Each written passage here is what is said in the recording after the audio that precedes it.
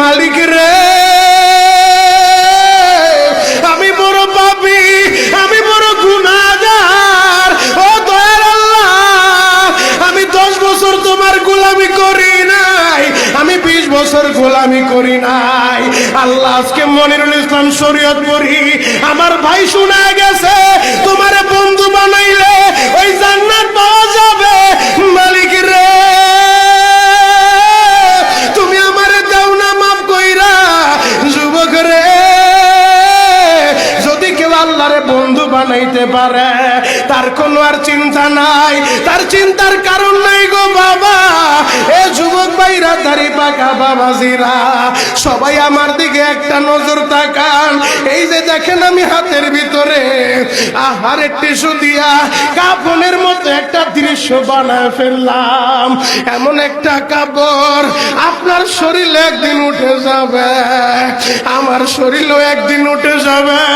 ও chairman ভাইরা, ও member ভাইরা, ও নেতা ভাইরা, ও আলেম ভাইরা, এখন কাঁদতে বলছি শুধু কাঁদবা।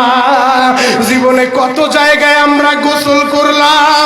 আহারে কক্সবাজার ঘুরতে যাইয়া সমুদ্রের ভিতরে গোসল করলা, কুয়াকাটায় ঘুরতে যাইয়া সমুদ্রে গোসল করলা।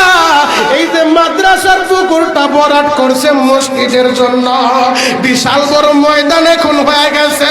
এই পুকুরের ভিতরে কত মানুষ গোসল করছে, আবার পিছনে একটা বিরাট পুকুর হয়ে গেছে, ওই পুকুরে কত মানুষ গোসল করবে। ও সোনামুখীর বাবা গো, তোমার বাড়িতে নিজের টিউবওয়েলে কতদিন তুমি গোসল করছো? তোমার বাড়িতে দামি একটা গোসলখানা বানাইছো, বিদেশি ঝর্ণা লাগাইছো, ওই ঝর্ণার পানি দিয়ে তুমি আর আমি গোসল করি। এমন একটা দিন তোমারও আসবে, এমন একটা দিন আমারও আসবে।